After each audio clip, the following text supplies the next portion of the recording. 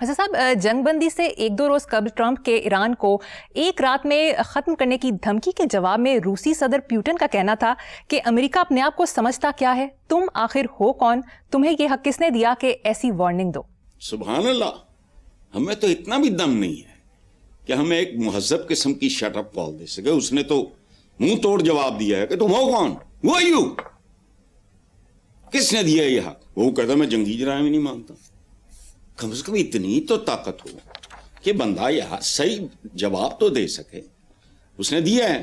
اور اگر تمہیں یاد ہو، میں آپ ہی کے پروگرام میں ایک بات کر چکا ہوں کہ شاید کبے کو لت راس آ جائے. یہ جب بھی اس نے کہا نا کہ بڑی تکلیف دہ بات ہوگی اگر سمجھوتا نہ ہوا، تو قدرت کا اگر یہی فیصلہ ہے تو بسم اللہ، ہم بھی نہ رہیں، خیر ہے. اس کے بعد شاید عالم اسلام کو ہوش آئے. یہ اس طرح کی بات، جنگی جرائم کی پرواہ نہیں، وہ ٹھیک ہے، طاقت ہے، بول رہی ہے، آپ ہو جائے طاقتور. دوسری بڑی آبادی ہماری، بھوٹن نے جو کیا ہے کمال کیا ہے، بہت اچھی بات کی ہے. اور میں نے یہ اس بات کا امکان، میں نے کہا تھا کبے کو لاتراس آ سکتی ہے اگر یہ بات پھیلتی ہے. who knows. چائنا اور رشیا تو اب نیک ٹو نیک ہے. یہ اگر بیچ میں یہ بھی کود پڑے تو پتہ نہیں معاملہ جائے کہاں ختم ہوگا. اور جس کے پاس جتنا کچھ ہوتا ہے وہ اتنا کچھ ہی اسی پرپورشن سے گواتا ہے. سپر پاوری ختم سمجھو. پھر تھرڈ ورلڈ وار اگر ہوتی ہے تو تمہارا کیا خیال ہے اور کتنی دیر تک چائنا اور یہ وہ برداشت کریں گے؟ مجھے نہیں پتا تھا پوٹن کے اس بیان کا. تو بھائی بات سنو، پھر ٹرمپ ٹاور کی بنیادیں بھی ہل سکتی ہیں. چلیں بالکل. نیکسٹ، سابق white house chief of staff کے مطابق Bill Clinton, George Bush junior, Barack Obama اور جو بائیڈن نے ایران کے خلاف کارروائی کا تمام صورتحال کا جائزہ لینے کے بعد انکار کر دیا تھا. اس کے علاوہ 12 ٹاپ کے جرنیلوں نے ایران میں زمینی فوجی کارروائیوں میں حصہ لینے سے انکار کر دیا تھا. اچھا دیکھیں، بات سنیں، یہ ان میں سے 2 کی تو میں نے بایوگرافیز پڑھی ہوئی ہیں.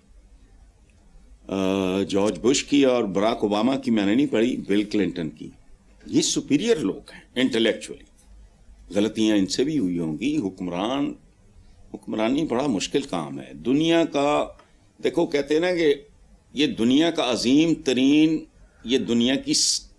ترین سائنس بھی ہے، ٹیکنالوجی بھی ہے اور آرٹ بھی ہے. جہاں بانی یہ تو ایکسٹراڈنری. بل کلنٹن تو وہ تو born is a political animal.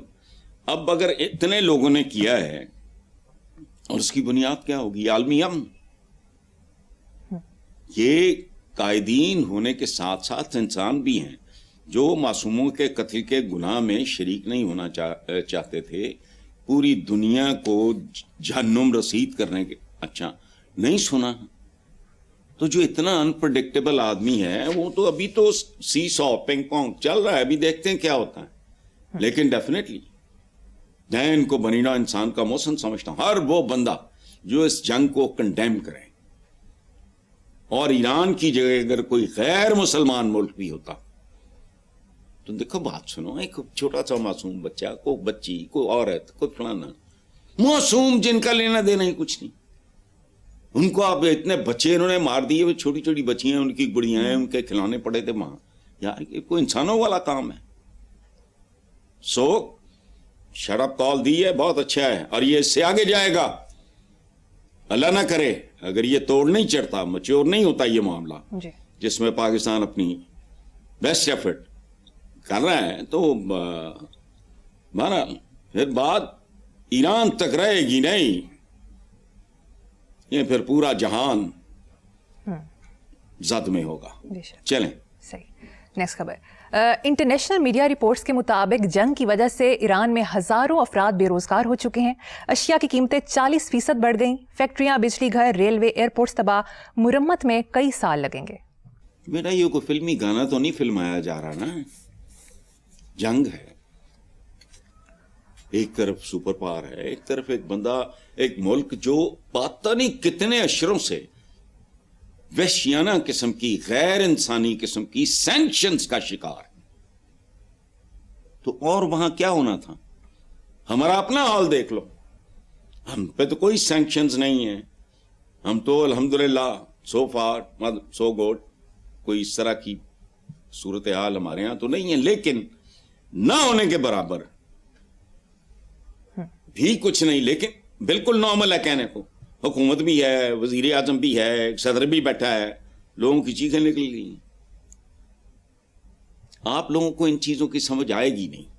آپ سے مراد آپ نہیں، آپ کا ایج گروپ.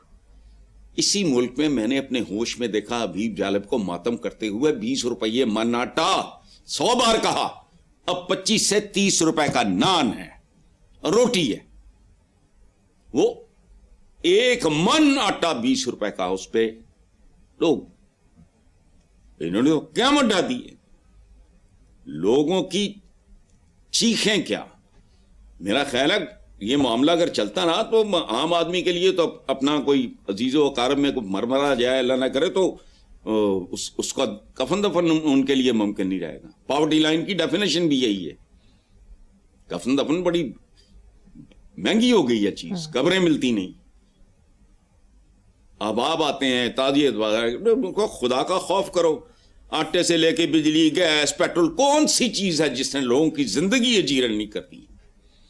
ایسی ایسی بددعائیں ان کو پڑ رہی ہیں. اور یہ اشاریے، وہ اشاریہ کہنے کی کیا ضرورت ہے تمہیں؟ اشاریہ کیوں دیتے ہو؟ یہ 28 کروڑ اشاریے ہی پھر رہے ہیں سڑکوں پہ. ان کے چہروں پہ رونق ہوگی، وہ ریلیکس کریں گے، فلانا ہوگا. لیکن ان کا اپنا بھی اسی طرح. جس بازار سے ایک لمبی چوڑی بارات آرام سے گزر سکتی ہے، میں عوام بھی ویسے ہی ہیں، وہاں سے آپ اکیلے نہیں گزر سکتے.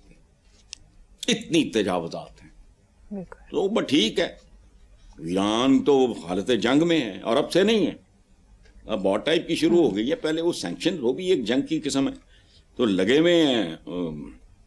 یہاں تو کوئی الحمدللہ جنگ نہیں ہے، لیکن جنگ سے بدتر حالات ہیں. ہم پتہ کون لوگ ہیں؟ بہت ڈھیٹ اور بے شرم. ہم دہشت گردی اس کو کہتے ہیں جس میں دھماکہ ہو، بوٹیاں اڑیں، خون کے چھینٹے دکھائی دیں، وہ دہشت گردی ہے.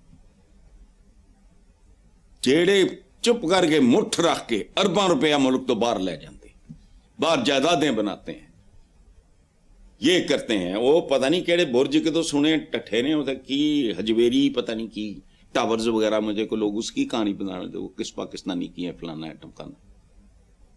اس کو نہیں دہشت گردی. یہاں دہشت گردی صرف ایک چیز کا نام، گولی، بم، فلانا، آگ لگے، دھماکے ہوں، لاشیں گریں، وہ دہشت گردی. زندہ لاشیں پھر رہی ہوں، وہ دہشت گردی نہیں.